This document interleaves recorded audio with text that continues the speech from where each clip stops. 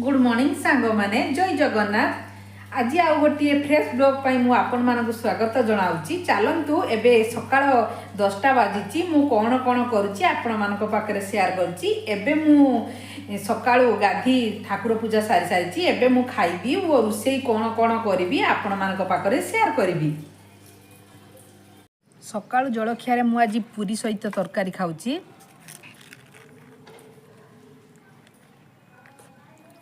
आपण माने कौन कले कौन खाइले मो सहित शेयर करेंगे। एबे तो मु खाई सारी हजबैंड बे ऑफिस गले। चलतु मु कौन रोषे करुच्ची आपण मानक पाखरे शेयर करुच्ची। मो रोषे आज कौन कौन आइटम करुच्ची। आज तो मंगलवार माछ हेनी निरामिष हम। निरामिष कौन कौन करुच्ची देखुची।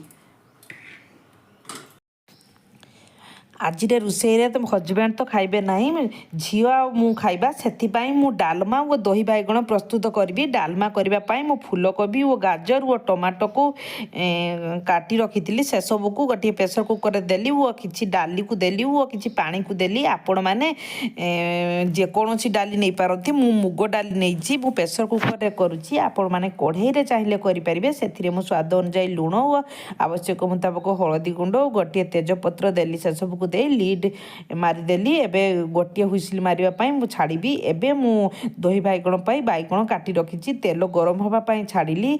तेल गरम है भितर मु भात बसी नेली। एबे तेल गरम हो सारी मु बैगण को से देदेली। देखु बैगण को देदेली। एबे स्वाद अनुजाई लुण और भल कलर होगापाई मु किसी हलदी गुंड को देली। से सब देलापर भल से गुड़े देली। एबे कभर करी बैगण सिझापी छाड़ी। बैगण सिझा भितर मु दही बैगण दही प्रस्तुत करनेबी। से 2 कप दही को नहीं से मु स्वाद अनुजाई लुण को देवी और दही बहुत मोटालिया अच्छी से किसी अल्प पानी को देली।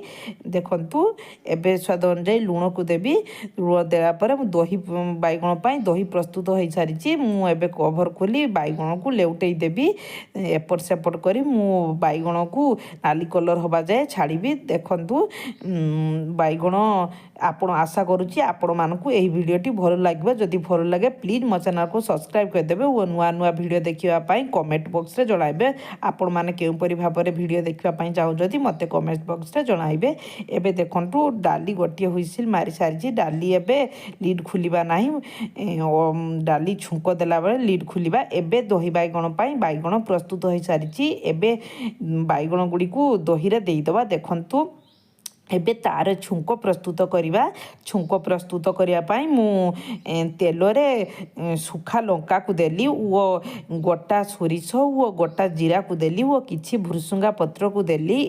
एबे से सब भाजिला परे मु दही रे देई देबी। मु तो दही बैगण एपरी करे। आपण माने केउपरी करंती मते कमेंट बॉक्स रे जणाइबे और मोर दही बैगण केमिति लागिला आपण मानकु मतामत देबे। एबे छुंक मु देई देइची। एबे डाली छुंक दबा। डाली छुंक दबा पाई किसी तेल को देली। तेल देला परे मु सुखा लंका को देली वो किसी पंच फटण वो पियाज को देली। एपटे भात फुटी गलानी। भात को एबे गैस को लो फ्लेम करदबा।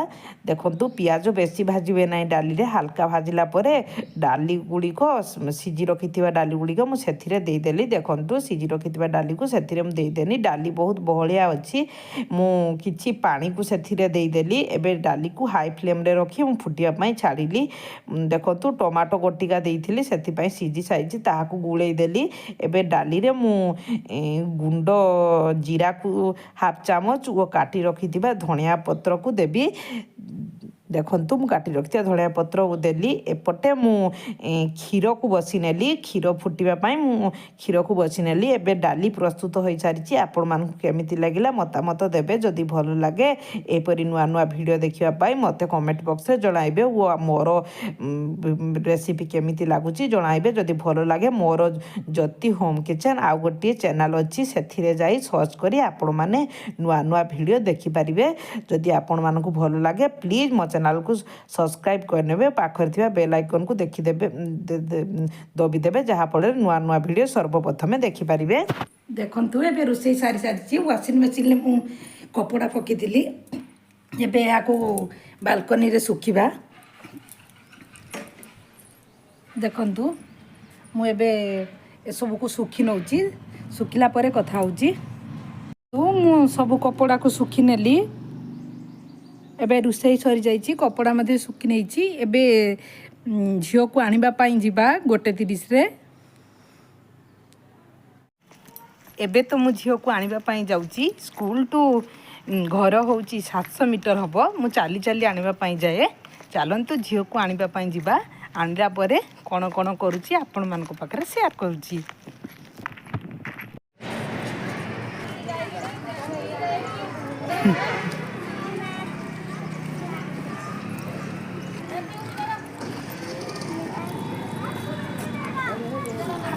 ହାଇ କର। ଦେଖନ୍ତୁ ଏବେ ସ୍କୁଲରୁ ଆମେ ଯାଉଛେ। ମାମା ଗୋଟେ ଲିଚି ଜୁସ୍ ପିଉଛି। ପ୍ରତ୍ୟେକ ଦିନ ସେ ଯାହା ଖାଇକି ଯାଏ। ଆଜି ଲିଚି ଜୁସ୍ ଖାଇବ ବୋଲି କହିଲା।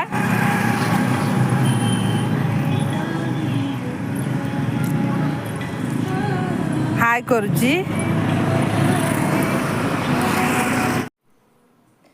ଦେଖନ୍ତୁ ମାମା ସ୍କୁଲରୁ ଆସିଲା ପରେ ଫ୍ରେଶ୍ ହୋଇଯାଇଛି। ଏବେ ଆମେ ଭାତ ଖାଇବା। ଭାତରେ ଆପଣମାନେ ତ ଜାଣିଛନ୍ତି ଦହି ବାଇଗଣ, ଡାଲି ଓ ଧନିଆ ପତ୍ର ଓ ଟମାଟୋର ଗୋଟିଏ ଚଟଣି କରିଛି। ତାହା ଦେଇକି ଆମେ ଖାଇବା। ଖାଇସାରିଲା ପରେ ଆପଣମାନଙ୍କ ସହିତ କଥା ହେଉଛି।